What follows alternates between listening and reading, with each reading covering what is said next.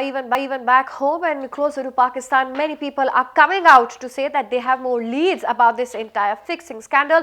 Joining the chorus is popular Pakistani actress and cricketer Mohammad Asif's former girlfriend Veena Malik, who has added to the woes of the embattled pacer by claiming that she claims that she has proof of his involvement in spot fixing and that he has been in touch with bookmakers in the recent past. Veena, who had a much publicized breakup with Asif earlier this year, said on a television interview that Asif used to be in touch with an Indian bookmaker named Dheeraj Dikshit, who paid him for spot fixing in matches.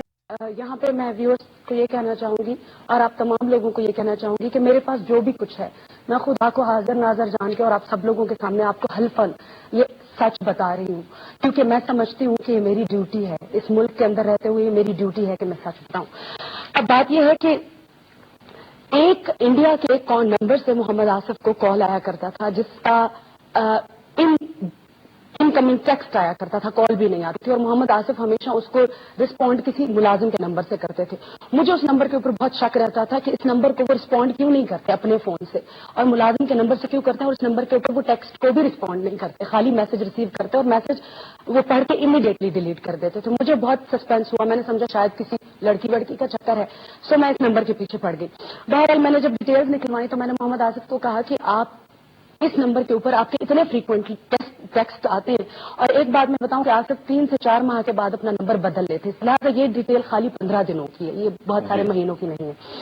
इस particular number को जब मैंने trace out किया और मैंने इस number पे call किया तो आगे से एक साहब ने फोन उठाया, इंडिया का नंबर है, ठीक है, ये देखिए दिस इज द नंबर जिन पर टिक मार्क लगा हुआ है, जिसपे ये टिक मार्क लगा हुआ है, दीज नंबर्स इनसे सिर्फ आप ये देखिए कि इनकमिंग टेक्स्ट हैं। इसको लेकर आप ये बताती हैं साथ साथ यहीं पे रखिए कि ये वो नंबर था जिससे मोहम्मद आसिफ को टेक्स्ट आया करते थे और मोहम्मद आसिफ अपने मुलाजिम के नंबर से इस कॉल को रिस्पॉन्ड करते थे। जब मैंने इस नंबर को मालूम किया तो मैंने इस नंबर पे कॉल किया और आगे से एक साहब ने उठाया। वो कौन थे?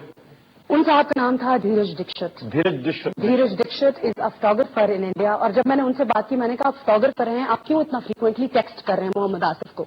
तो उन्होंने मुझे कहा कि मैं एक कमर्शियल के सिलसिले में उनसे बात कर रहा हूँ। मैंने उनसे कहा कि मैं मोहम्मद आसिफ के सारे कमर्शियल्स और मीडिया कैंपेन को हैंडल कर रही हूँ, आप मुझसे बात करें। तो फिर वो थोड़ा सा गड़बड़ाया और मुझे उन्होंने कहा ये जो बात उन्होंने मुझे कही, मुझे उन्होंने कहा कि आप मुझे बताएं कि how close you are to Mohammad Asif. मैंने उनसे कहा कि मैं उनके बहुत करीब हूँ, आप मुझसे बात करें। देन आसिफ ने कहा कि no let me speak to him.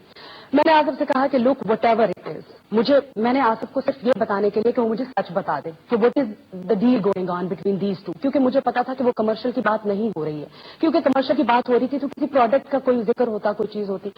Asif ने मुझे कहा कि तुम मुझसे कमिटमेंट करो कि जो भी कॉन्वर्सेशन तुम सुनोगी that will remain between you and me, यानी आसिफ साहब की और धीरज साहब की जो है। बिल्कुल। और आसिफ ने कहा कि नेक्स्ट टाइम जब इस शख्स का कॉल आएगा तो मैं तुम्हारे सामने पिक करूंगा।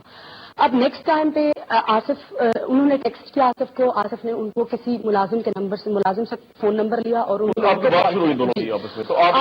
आसिफ ने स्पीकर ऑन किया फोन का और वो जो धीरज दीक्षित से बात कर रहे थे वो ये बात कर रहे थे कि धीरज दीक्षित ने उनको कहा कि ये उनके से, और मैं आपको यहाँ पे भी बताती चलूं कि इन दिनों में आसिफ एक दिन के लिए बिल्कुल गायब हो गए। मैं उनको ढूंढ रही हूँ कि वो कहाँ पे गए, उनका कुछ पता नहीं चल रहा। मैंने ट्रैवलिंग एयरपोर्ट इंक्वायरी से मालूम किया, अपने कुछ एजेंट से पता किया तो मुझे पता चला कि वो थाईलैंड गए हैं। 24 आवर्स के अंदर वो थाईलैंड से होके वापस आ गए। कॉन्वर्सेशन के बाद वो गए हैं वहाँ पे। कॉन्वर्सेशन ये हुई थी कि द गाय इज बिल्कुल मोहम्मद आसिफ को कह रहे हैं कि मैं आपको इस डील के लिए I can only give you $40,000 और आसिफ कह रहे थे नहीं I will charge $200,000।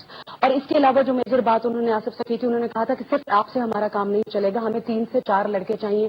Tell me are you friends with Mohammad Aamir और सलमान भट्ट और दीज लीडिंग 4-5 बॉयज, क्योंकि हमने आपके सामने बिल्कुल ये वो सारी बातें, आसिफ साहब बिल्कुल ये वो सारी बातें जिनकी मैं बिल्कुल ये मैं गवाही दे रही हूँ और मैं इसकी गवाह हूँ। उसके बाद ये कॉन्वर्सेशन खत्म हुई तो I had a fight with Asif और मैंने कहा कि तुम जब ये बात खत्म हुई तो मोहम्मद आसिफ के साथ मेरी एक बहुत सख्त लड़ाई हुई।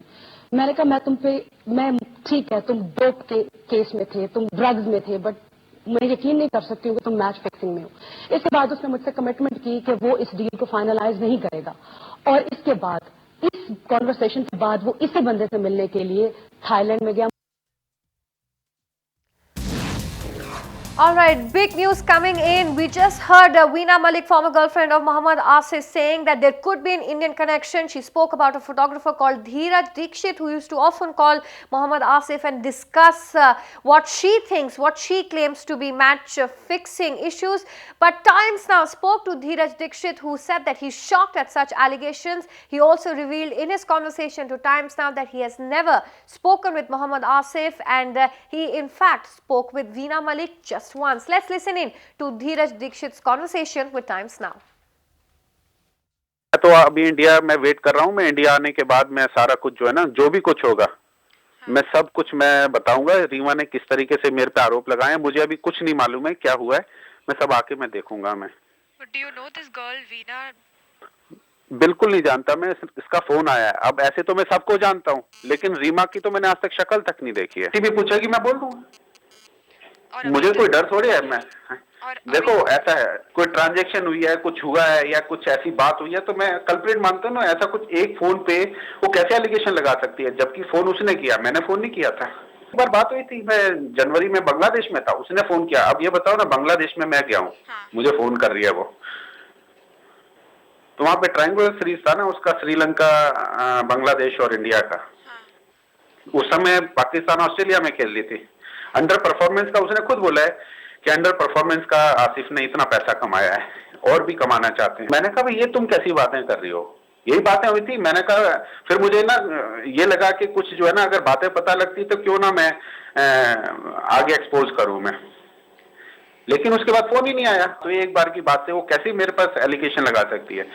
एक्चुअली वो खुद आसिफ से परेशान थी उस समय, बोल रही थी, लेकिन कहती मैं उसकी हेल्प करना चाहती हूँ।